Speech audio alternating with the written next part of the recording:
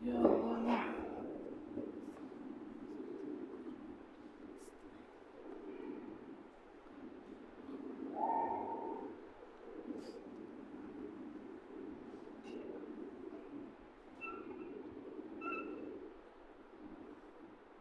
صحیح ہے.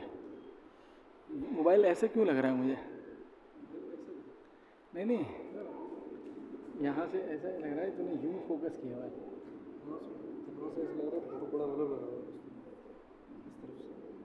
اچھا تو اس کو تھوڑا سا ایسے کر لیں، لیکن ویسے صحیح آ رہی ہے نا؟ ٹھیک ہے سر.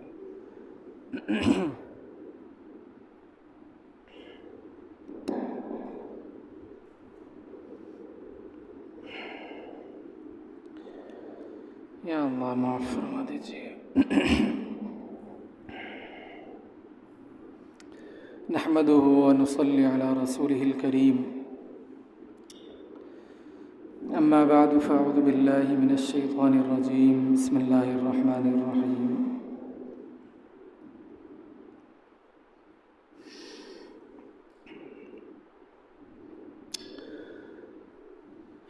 محرم الحرام کا مہینہ چل رہا ہے.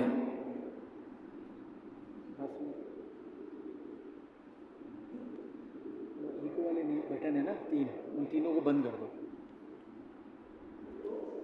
وہ ایکو والے بٹن بند کروا رہا ہوں، وہ کھلا ہے.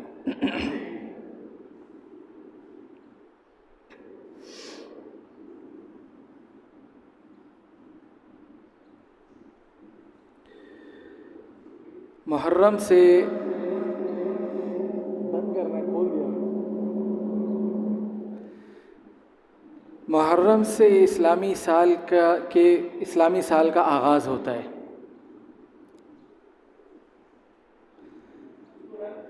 اور ہمارا جو ہجری سال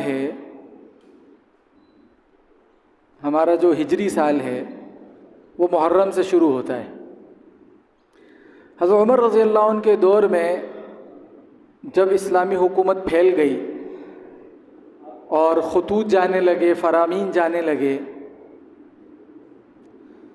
تو غالباً ابو موسیٰ اشعری رضی اللہ عنہ نے یہ کہا کہ امیر المومنین آپ کے خطوط آتے ہیں، آپ کے فرامین آتے ہیں، لیکن ہمیں یہ پتہ نہیں چلتا کون سا پہلے آ رہا ہے کون سا بعد میں آیا ہے، کون سا پہلے کا فرمان ہے کون سا بعد کا فرمان ہے. تو ارخنا، ہمارے لیے کوئی تاریخ مقرر کیجیے. تو پھر اس پہ صحابہ سے مشورہ ہوا کہ تاریخ کہاں سے شروع کی جائے. بعضوں نے کہا نبی کریم صلی اللہ علیہ وسلم کی پیدائش کے دن سے شروع کر لیں. بعض نے کہا کہ آپ کو جو نبوت ملی ہے وہاں سے شروع کر لیں. بعض نے کہا غزوہ بدر سے شروع کر لیں، کیونکہ غزوہ بدر ایک بڑا دن تھا، مسلمانوں کو اللہ نے فتح نصیب فرمائی تھی. بعضوں نے کہا فتح مکہ سے شروع کر لیں.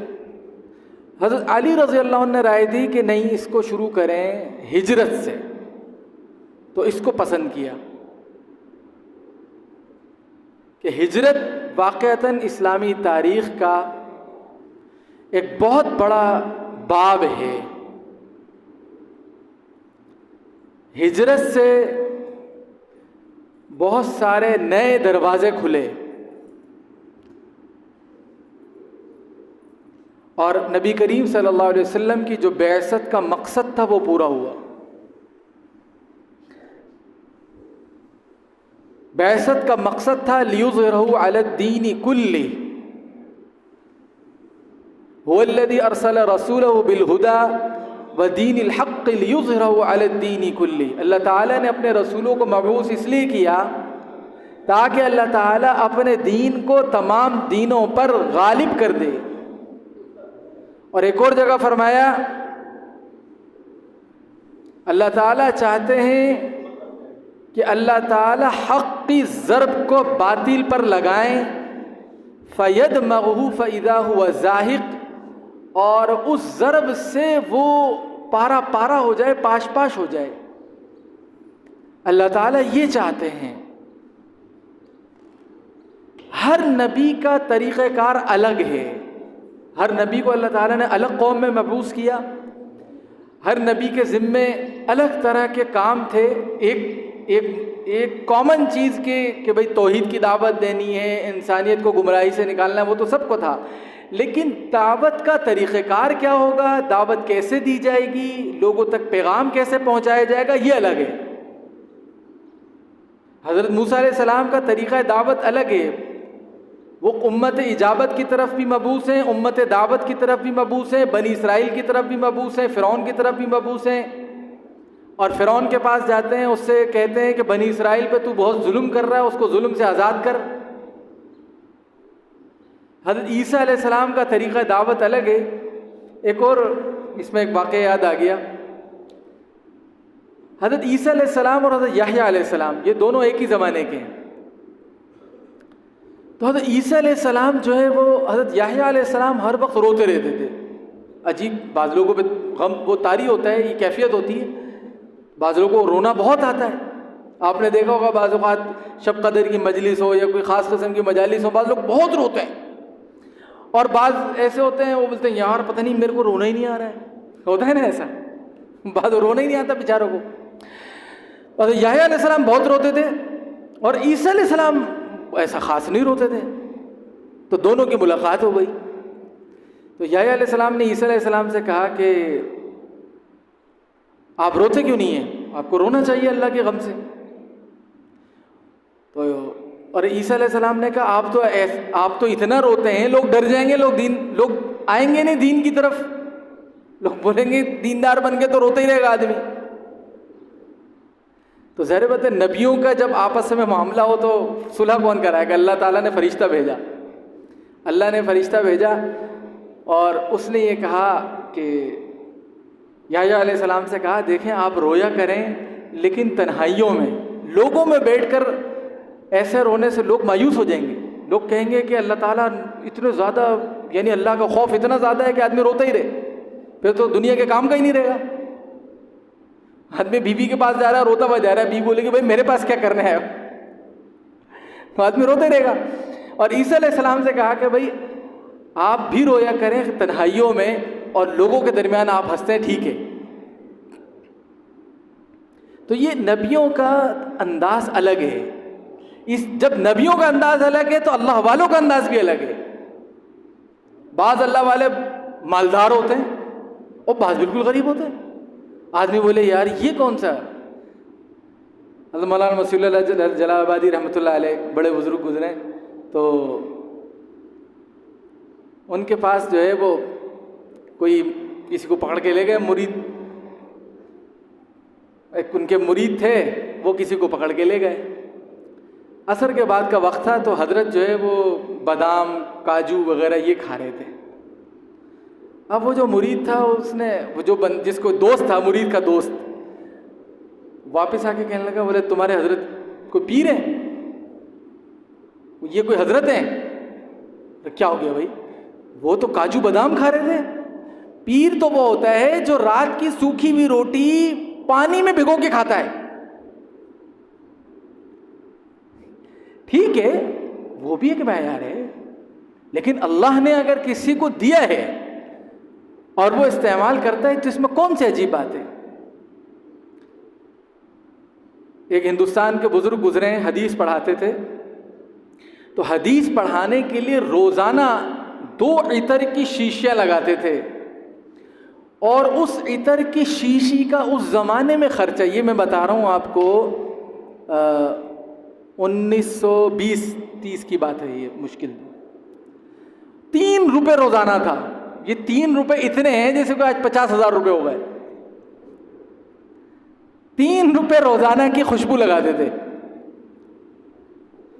تو ایک سیٹھ صاحب آئے، انہوں نے کہا حضرت، اچھا کسی نے اس حضرت پوچھا حضرت آپ اتنی مہنگی خوشبو لگاتے ہیں؟ حدیث پڑھانے کے لیے بخاری شریف پڑھاتے تھے۔ کہا حضرت آپ اتنی مہنگی خوشبو لگاتے ہیں؟ کہا نبی کریم صلی اللہ علیہ وسلم کے ارشادات کی عظمت ہے، اس عظمت کی وجہ سے لگاتا ہوں، ورنہ مجھے کوئی اتنے پیسے خرچ کرنے کا شوق نہیں ہے۔ اور خود تو بہت قسمہ پرسی میں زندگی گزارتے تھے، اور انگریز کے خلاف جہاد میں 8 سال جیل میں بھی رہے۔ تو کہا کہ اس وجہ سے لگاتا ہوں ورنہ مجھے کوئی شوق نہیں ہے۔ تو ایک سیٹھ صاحب ملنے آئے اور حضرت درس پڑھا کے نکل رہے تھے، اس نے پکڑ لیا باہر کہ حضرت آپ اتنی مہنگی خوشبو لگاتے ہیں, کہاں سے آتے ہیں آپ کے پاس اتنے پیسے؟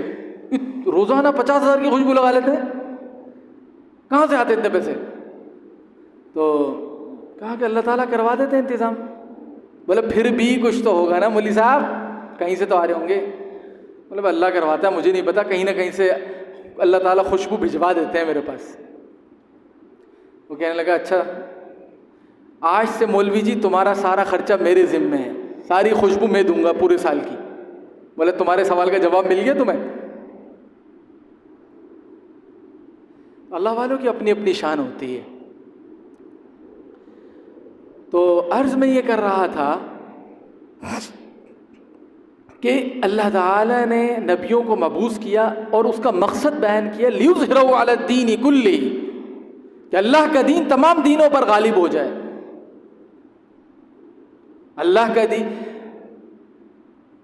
ویسے نظر آئے گا. حضرت ابراہیم علیہ السلام کا طریقہ دعوت الگ ہے, یعقوب علیہ السلام کا نظر آتا ہے کہ اپنا گھرانہ لے کے بیٹھے ہوئے ہیں بس. لیکن یعقوب علیہ السلام کے بعد جب گھرانہ بن گیا تو یوسف علیہ السلام کے ذریعے اللہ نے دین کو غالب کر دیا. تو نبیوں کی بعثت اس لیے نہیں ہے کچھ مدرسے بنا دیے جائیں, کچھ خانقاہیں بنا دی جائیں, کچھ لوگ اللہ کی ضربے لگا لیں اور نظام باطل کا چلتا رہے, عدالتوں میں فیصلے اللہ کے قانون کے خلاف ہوتے رہیں, شادیاں غیر شرعی طریقوں سے ہوتی رہیں اور لوگ ظلم کرتے رہیں, انصاف نہ ملے, انسانیت سسکتی اور بلکتی رہے. اس لیے انبیاء کی بعثت نہیں ہے.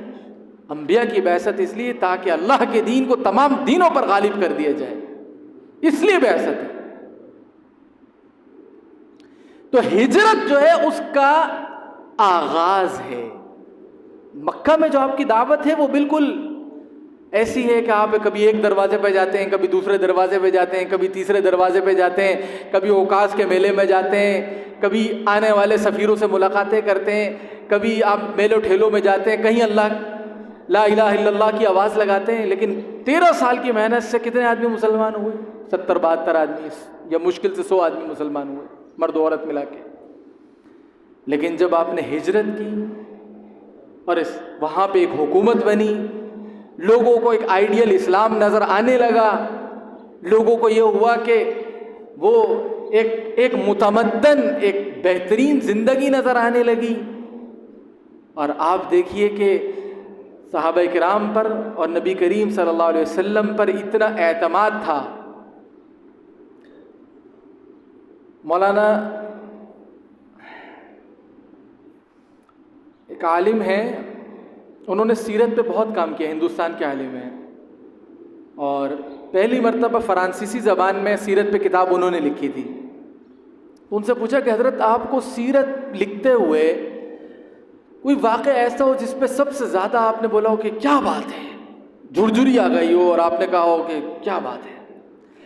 کہتے ہیں آپ صلی اللہ علیہ وسلم جب مدینہ گئے اور میثاق مدینہ لکھے جانے لگا, تو میثاق مدینہ جب آپ نے پیش کیا وہ یہودیوں کے ساتھ ایک معاہدہ تھا, اور یہود اکثریت میں تھے مدینہ میں, مسلمان اقلیت میں تھے, 3 بڑے بڑے قبائل تھے, اور مدینہ کی ساری معیشت ان کے ہاتھ میں تھی, اور اہم علاقے ان کے ہاتھ میں تھے, قلعے ان کے ہاتھ میں تھے. تو آپ صلی اللہ علیہ وسلم نے ان کے سامنے پیش کیا کہ بھئی یہ مدینہ کا جو نظام ہے وہ ایسے چلے گا. اب آپ یہ دیکھیے کہ وہ مخالف ہیں, ایمان نہیں لے کر آئے, آخر تک ایمان نہیں لے کر آئے. لیکن اس کے نتیجے میں جب آپ نے ان کے سامنے مدینہ کے نظام کا نمونہ پیش کیا اور کہا ایسے نظام چلے گا, فیصلے اس طریقے سے ہوں گے, معیشت اس طریقے سے چلے گی, تو وہ سارے سرداروں نے کہا ٹھیک ہے یا رسول اللہ, جیسے آپ کہتے ہیں ویسے ہمیں قبول ہے. اور آپ کو فیصل مان لیا, آپ کو اپنا حاکم تسلیم کر لیا, اور ایک ایسی ریاست وجود میں آئی کہ جو مدینہ آتا تھا چاہے گھومنے کے لیے آ جائے, چاہے وہ قیدی بن کر آ جائے, چاہے وہ سفیر بن کے آ جائے, کسی بھی طرح آ جائے, 2 دن 3 دن 4 دن زیادہ سے زیادہ رہے گا, مسلمان ہو جائے. صحابہ کرام جو ایک سردار کو پکڑ کے لے کر آئے, عجیب واقعہ لکھا ہے سیرت کی کتابوں میں. مدینہ مسجد نبی کے ستونوں سے باندھ دیا کرتے تھے، ستون سے باندھ دیا۔ آپ صلی اللہ علیہ وسلم جب اس کے پاس سے گزرے تو نفرت سے آپ کو دیکھا، کافر تھا اس وقت۔ دوبارہ آپ گزرے تو پھر دیکھا، پھر آپ نے اس کو کہا کہ مسلمان ہوتے ہو؟ نہیں، مسلمان نہیں ہوتا۔ چلے گئے، ایک دن گزر گیا، اگلا دن گزر گیا۔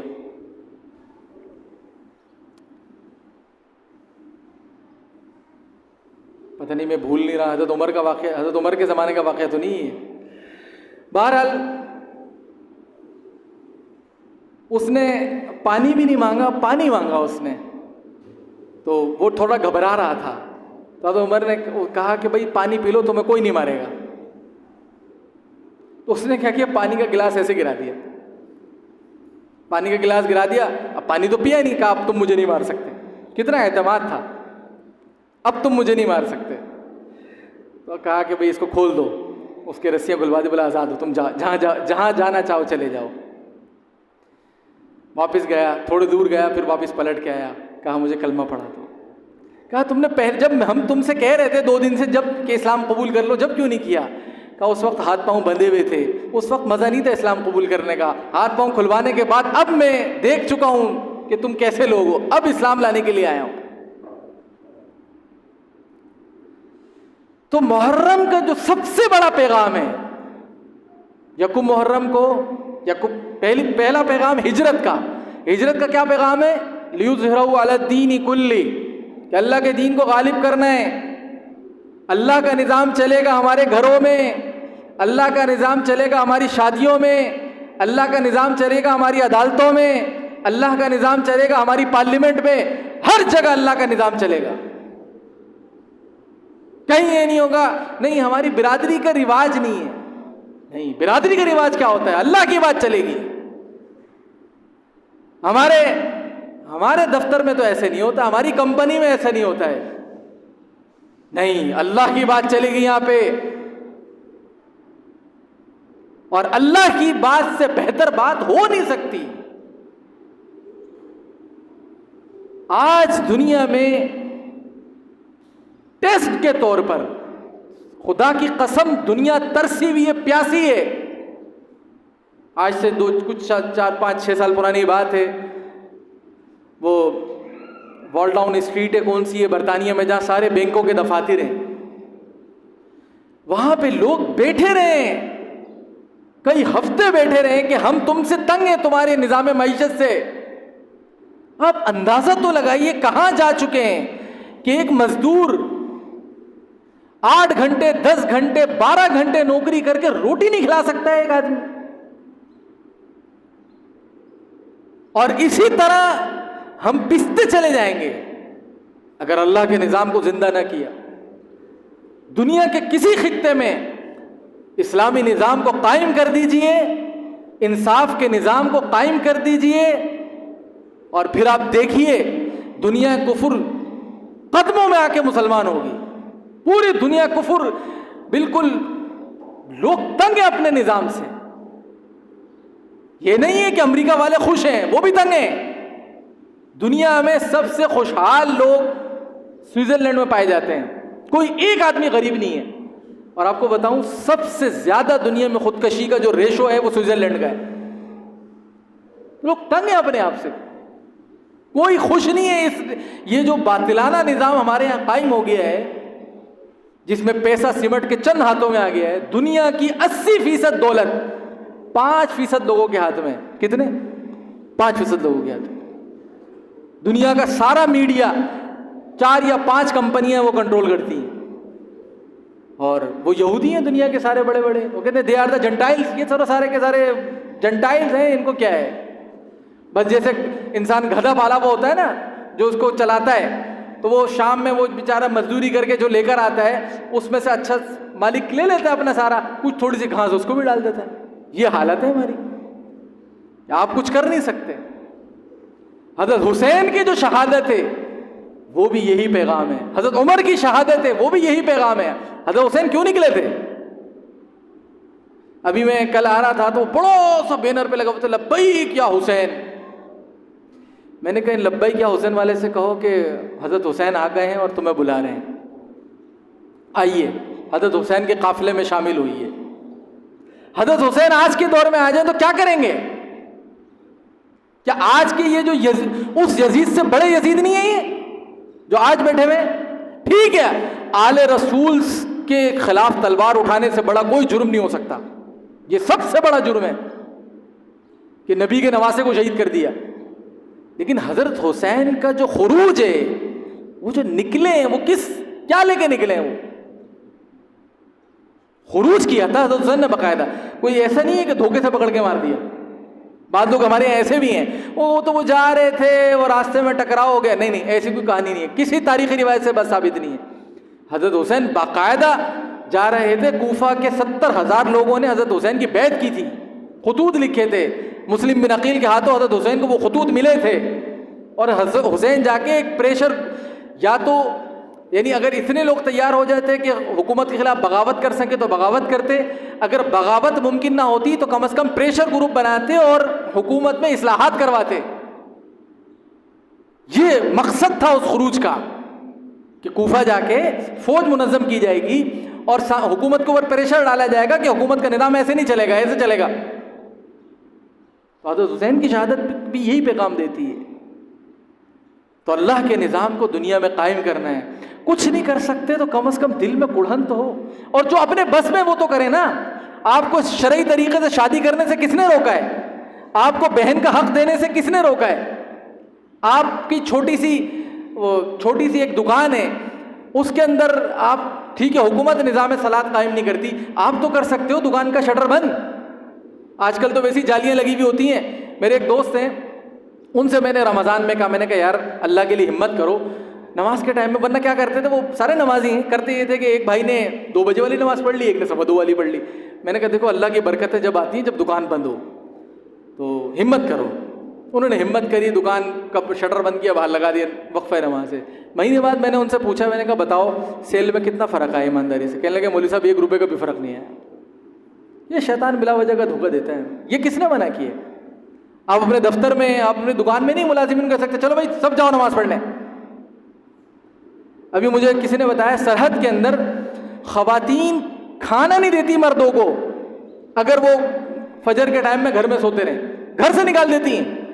بعض علاقوں میں جن کے وہ پرانی روایات زندہ ہیں، گھر سے نکال دیں، جاؤ گھر میں نہیں بیٹھنے کی ضرورت ہے۔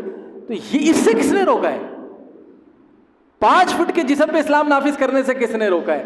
باقی انسان اپنی سے کوشش کرے جہاں ممکن ہو سکے، ہر ظلم کے خلاف آواز جتنی ممکن ہو سکے اٹھانی چاہیے۔ اللہ تعالیٰ سے دعا، اللہ تعالیٰ ہمیں کرنے والا بناتے ہیں۔